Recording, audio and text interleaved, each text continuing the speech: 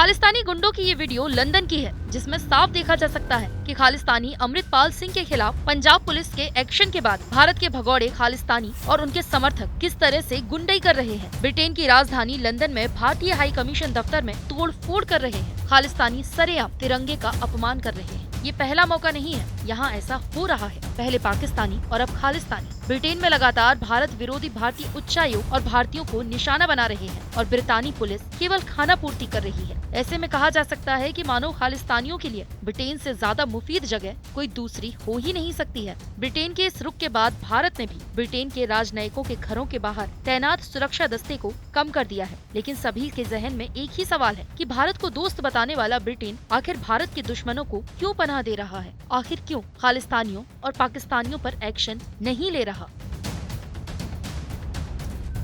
एक रिपोर्ट के मुताबिक खालिस्तान पर ब्रिटेन के इस रुख की नींव बोरिस जॉनसन ने डाली थी और इसकी वजह यूक्रेन पर हमला करने के बाद भी रूस से भारत की दोस्ती बरकरार रहना है। ब्रिटेन के पूर्व प्रधानमंत्री बोरिस जॉनसन ने यूक्रेन युद्ध में भारत के साथ नहीं देने पर खालिस्तानियों को शह देना शुरू कर दिया था। दरअसल यूक्रेन पर रूस के हमले के बाद भारत ने इस युद्ध के शांतिपूर्ण हल की मांग की थी। भारत ने पश्चिमी देशों के दबाव के बाद भी रूसी हमले की निंदा नहीं की। इसके बाद बोरिस के कार्यकाल में ब्रिटेन की ओर से ऐसे संकेत आए कि वो अपने रुख को बदल रहा है। इससे कनाडा और जर्मनी के बाद ब्रिटेन के भी खालिस्तानियों का गढ़ बनने की आशंका पैदा हो गई। इसके साथ ही करीब 4.5 साल तक खालिस्तानी जगतार सिंह जोहल पर चुप्पी साधे रहने के बाद बोरिस जॉनसन की ब्रिटिश सरकार ने अचानक से देश के विपक्ष के नेता केयर स्टारमेर को पत्र लिखा। इसमें बोरिस ने माना कि खालिस्तानी जोहल को जानबूझकर भारतीय जेल में रखा गया है और उसके खिलाफ कोई औपचारिक आरोप भी नहीं लगाया गया है। जोहल को नवंबर 2017 में भारत में पुलिस ने अरेस्ट कर लिया था। उस पर प्रतिबंधित आतंकी गुट खालिस्तान लिबरेशन फोर्स के साथ रिश्ता रखने का आरोप है।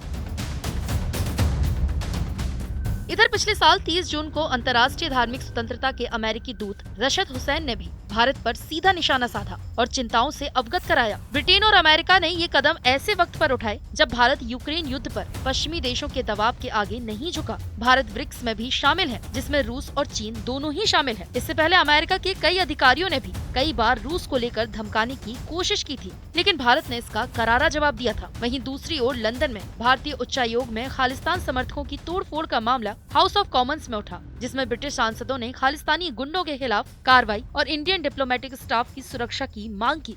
कंजर्वेटिव पार्टी के सांसद बॉब ब्लैकमैन ने हिंसा के लिए जिम्मेदार समूहों पर प्रतिबंध लगाने के कदमों पर चर्चा के लिए संसद में डिबेट की मांग की। उन्होंने कहा, रविवार को भारतीय उच्चायोग के बाहर खालिस्तानी गुंडों की गुंडागर्दी इस देश के लिए शर्म की बात है। वहीं कैबिनेट मंत्री पेनी मॉर्डर्ट ने भी हाउस ऑफ बिजनेस को संबोधित करते हुए विदेश सचिव जेम्स क्लेवर्ली के पहले के बयान को दोहराते हुए भारतीय उच्चायोग के आसपास सुरक्षा उपायों की समीक्षा की घोषणा की। मॉर्डर्ट ने सांसदों से कहा कि हम लंदन में भारतीय उच्चायोग के बाहर हुई तोड़फोड़ और हिंसक कृत्यों की कड़ी निंदा करते हैं। ये उच्चायोग और उसके कर्मचारियों के खिलाफ पूरी तरह से अस्वीकार्य कार्रवाई थी।